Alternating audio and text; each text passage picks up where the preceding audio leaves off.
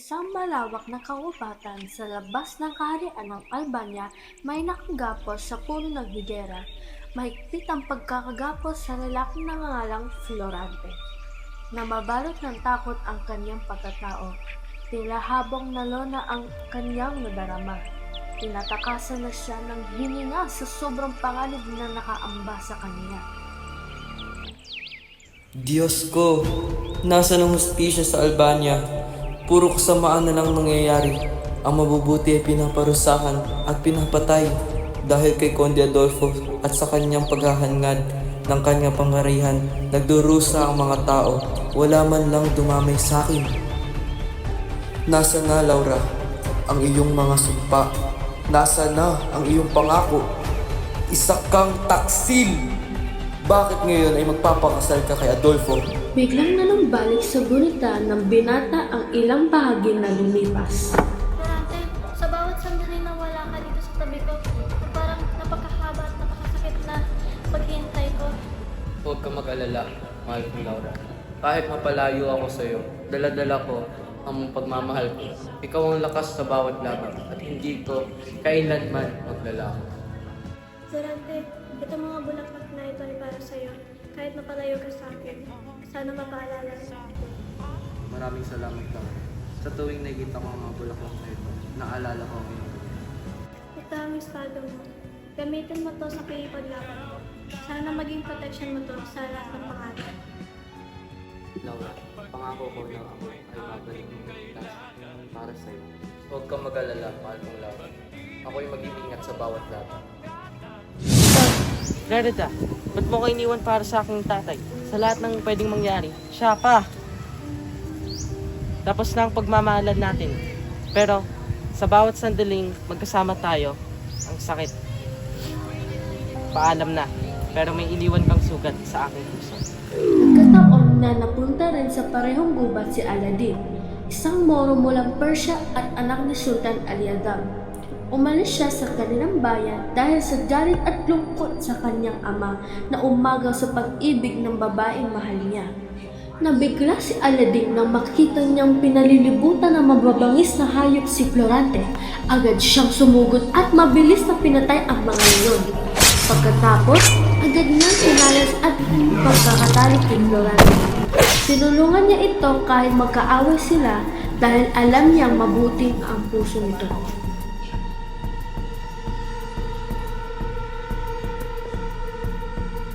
Halika't ligtas ka na. Sumama ka sa akin at gagawin ito. Dinala ni Aladdin si Florante sa isang bahagi ng gubat na napasukan niya. Buong magdamag niya itong binantayan, ramdam niya na sobrang pagod na ang katawan ni Florante at kailangan na talaga nito magpahinga. Kinabukasan, bumuti na ang kalagayan ni Florante. Laura, ikaw ba yan? Ay, mali! Isang Moro, isang kaaway.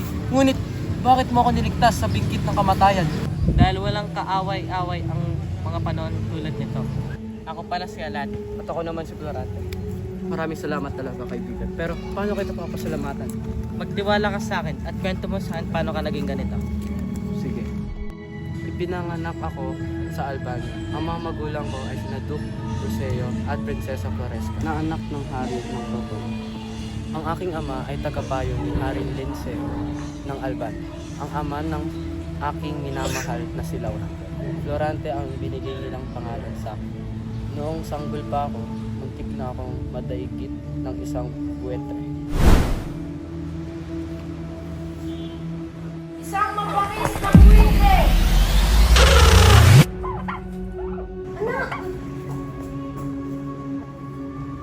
Prinsesa Floresca, patawad po dahil hindi ko napansin ang buwetre.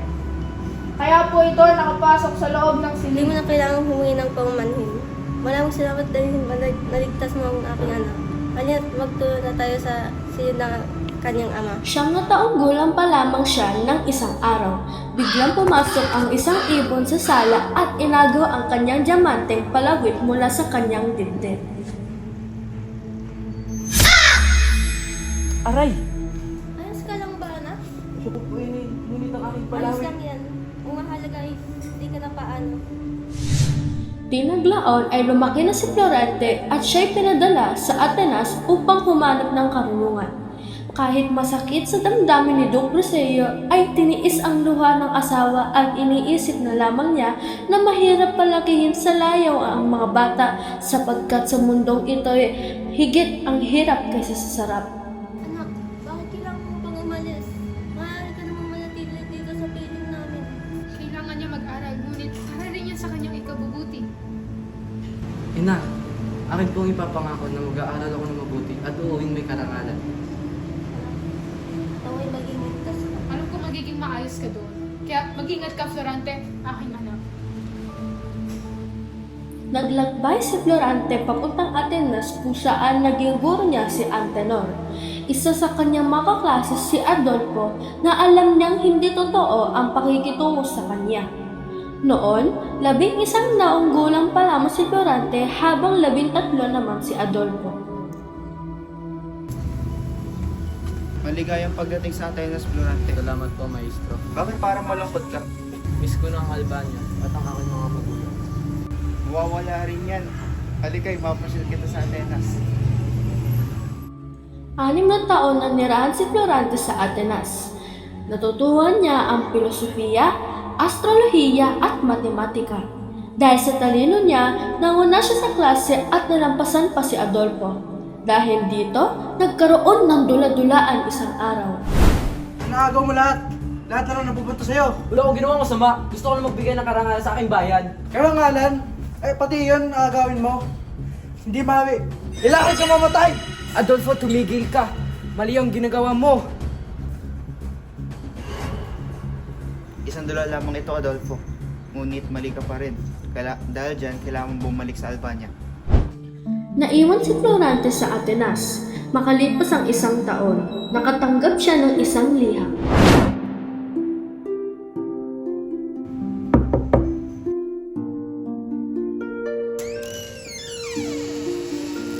Isang mapagpalang araw po. Isang liham galing kay Duke Briseño ng Albania para kay Florante. Narito ang liham.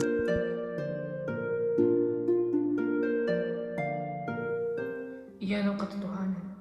Anak, umanaw na ang iyong ina. Hindi ko na ito ipinaalam sa iyo noon upang huwag masira ang iyong pag-aaral. Ang iyong ama, Duke Briseño. Hindi maaari ang aking ina! Inay! Bakit di mo kinintay? Pinangako ko na babalik ang tagumpay. Huwag ka masyadong malungkot. Alagaan mo sarili mo. Salamat ni Andrew. Isa kong tunay na kaibigan.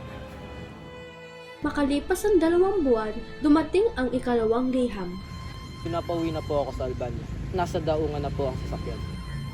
Maestro, samahan ko muna si Florante pa uwi. Mag-ingat kayo kay Adolfo, Florante. Huwag kayo magpadala ng pakitang loob. Ingat din, Mehan. Salamat po sa pagkikita, mahal kong guro. Tara na.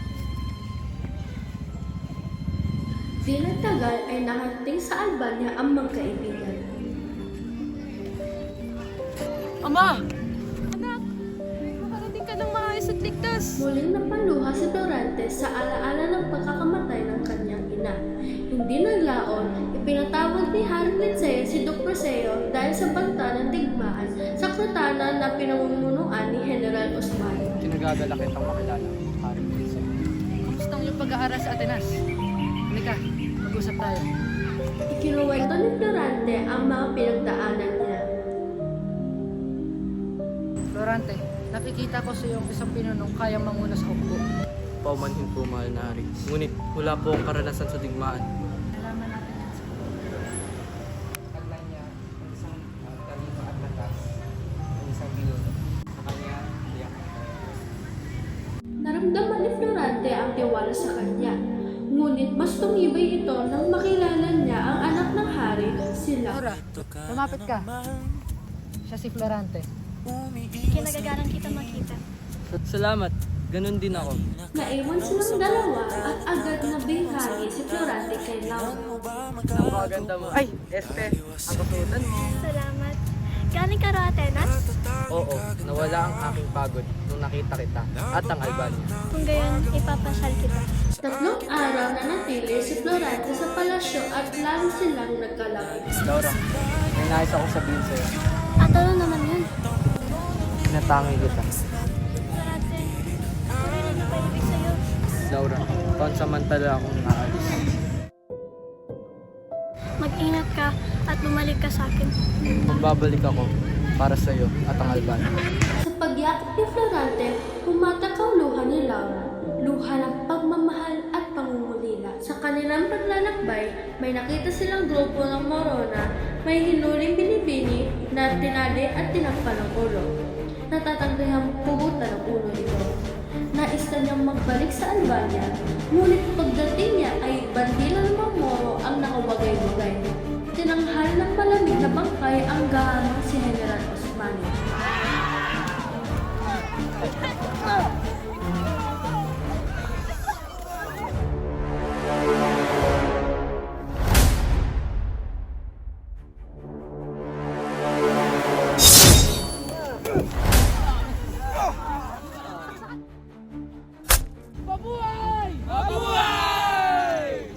Saglit na naghari ang katahimikan ng Albania nang sumalakay ang hukbo ni Miraboli. May kung ano sa Albania dahil sunod-sunod itong nilulusog. Gayunpaman, tanging kaibigan lamang ang natatamo nila sa kamay ni Florante.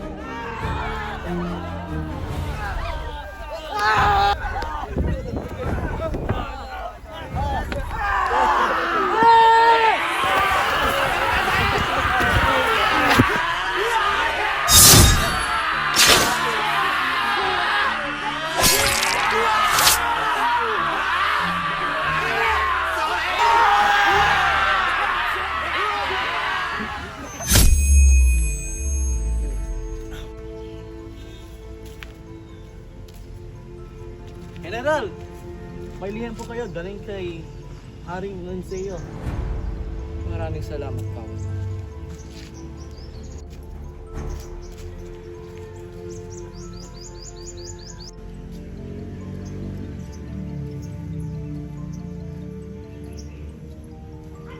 Ano ang sabi, Florante? Pinapauwi ako sa Albania. Uwi muna ako.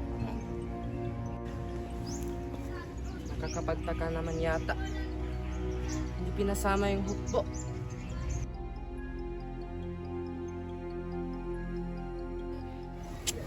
Nakarating na si Florante sa Albania, ngunit Nilungkot namin.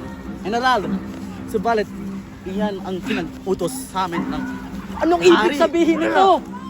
Bitawan niyo ako! Di niyo ko kilala! Anong ibig sabihin nito, mga lilo? Bitawan niyo ako! Conde Adolfo, anong ibig sabihin nito? at sa laki ng kanyang pagkamangha ay kinulong siya sa isang madilim na bilanguan at dito niya nabatid na. Magandang hapon, inutin na Iniwan. Maganda ba ang iyong kwarto? Adolfo, paano? Bakit? Bakit mo to ginawa sa akin? Florante, kawawa ka naman at hulog ka sa aking mitan. Alam mo, pinugutan ko lang yung ama, pati ang hangal na hari. Dahil hindi sila nararapat mamuno dito sa Albania. Mga walang utak! Nasa akin mga kamay ang hatol kung ikay mabubuhay o kikintilan ang hininga. Sa mamamayan ng Albania ka nagkasala, kaya't sila rin naghuhusga sa iyong kapalaran.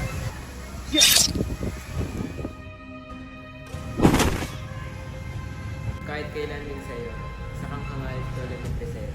Adolfo, ako wala. Kung tulungan mo dito at akayin mo papunta sa Haring.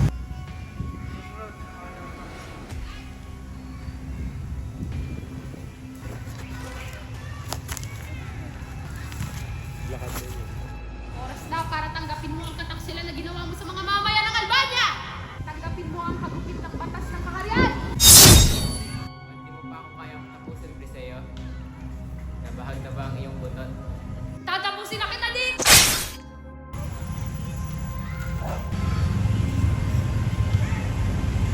Isa ka ding hangal, kagaya na din, Preseo. Karapat dapat lang kayo magsama sa kamatayan. Tawalan mo ako dito. Pagbabayaran mo to ng mahal, Adolfo! Pagkalipas ng 18 araw ay inilabas siya sa piitan, subalit Tahimik ka! Mo ko dito. Oh! Saan niyo ako dadalhin? Ikaw ay isang balanggo at ang hatol sa iyo ay gapos sa madilim na gubat. 2 araw na natili si Florante na nakatali sa gubat. Ako ang anak ni Sultan Aliadab. Ako ay tungo sa Persia at iniwan ang aking na naging dahilan ng mabilis na pagkatalo sa laban. Aladdin! Anong kahihiyan ito? Nagapi ni Florante muli ang Albania sa ilalim ng pamumuno mo. Isa kang pabayang pinuno. Ama, Pinabayaan mo ito. Ama, sadyang malakas lang na nangangalang na si Florante.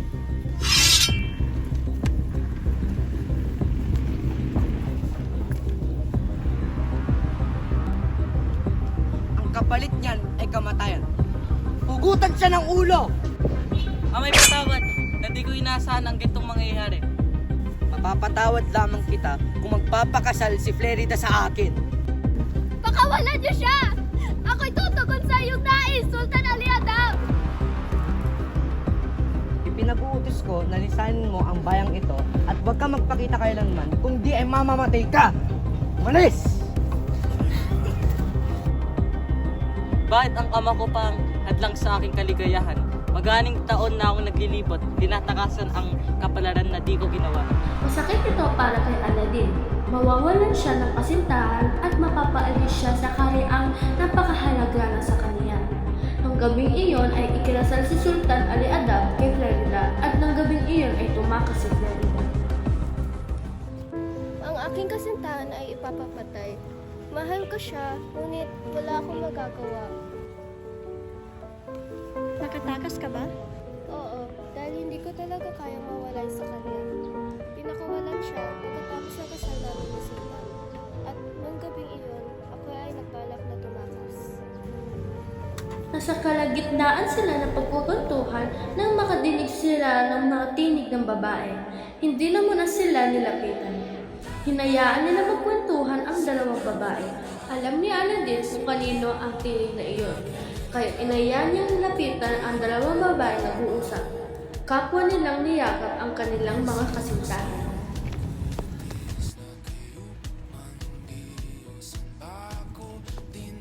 Laura, ano nangyari sa iyong kasuotan? May masama bang binabalak si Conde Adolfo? Hayaan mo kung ikwento yung nangyari sa akin sa binggit ng kamatayan. Madalas ang pagtakaan ni Adolfo. Higit pa dito, pinasalang niya ang aking ama at amang hari at maging ang iyong ama, si Duke Peseo. Ako'y nahabag kay Laura nang makita kong nilapastangan siya ni Adolfo. Kaya kinuha ko ang palaso at pinanako sa dibdib. Ang walang awang hangal. Asan na to? Ano gagawin mo sa akin? Sa ganitong paraan, ikaw napapasari. Itigil niyo yan! Itigil mo siya! Mga walang galang sa babae. Maraming salamat sa iyo. Wala ka siguro dito rin at magpatuloy tayo sa paglalakad.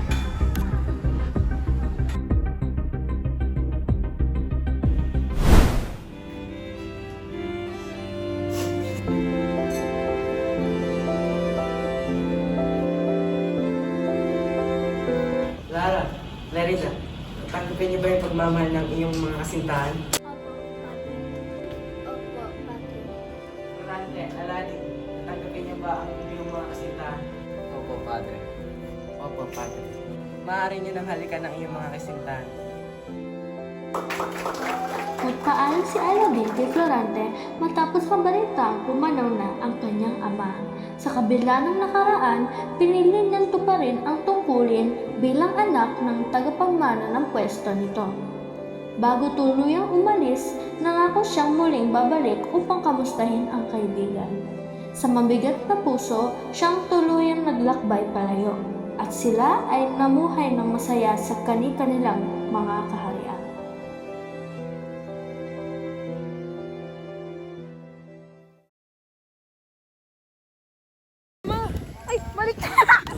Ako yung aso na takot sa'yo. Ulit, mali. Anak ka pala. Ka ng Sumigaw kayo! 1, action. Paman yung tumal na hari. Add some flavor. Uy, anong klaseng flavor yan, Eldrick? Florante. Sorry. Napakaganda mo. Ay! Hello, my friend. Ay, sorry. Sorry. 1, action. 2, 1, action. Kung gayon, ipapasyal kita. One more take. Kung gayon, ipapasyal kita. 3. Oh my! Ano nila, magsasalita ka? Ay, akala ko lalaki. Florante. Ow! Uy, wala pa Wala siya. pa to eh. Wala pa si Ali. Wait, so ulitin ko lahat ng lines ko?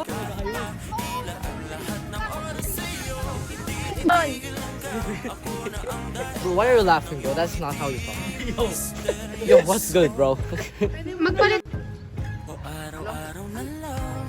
Let's go, chat. Pinang-iwan sa akin ang hotspot. 3. Pinapa-uwi. Like,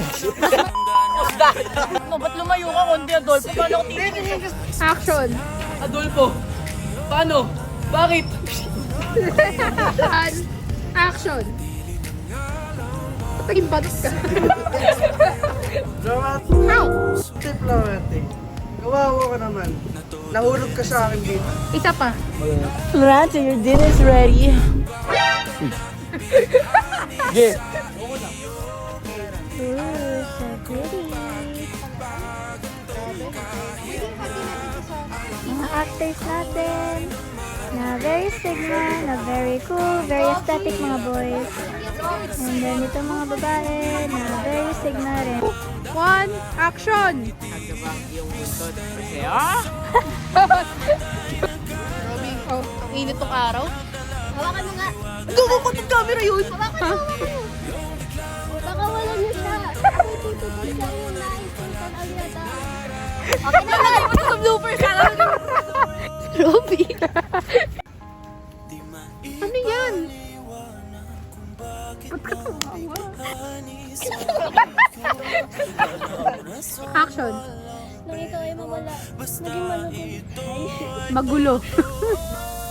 Akong pampang... Ay, ha? Nakita niyo na.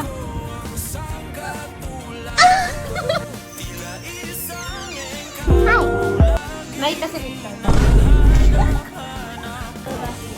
Wala pag-ibigay.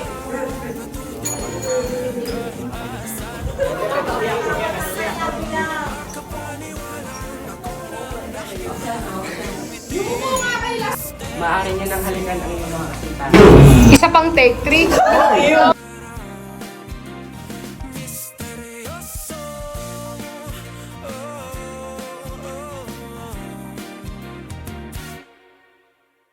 Misteryoso.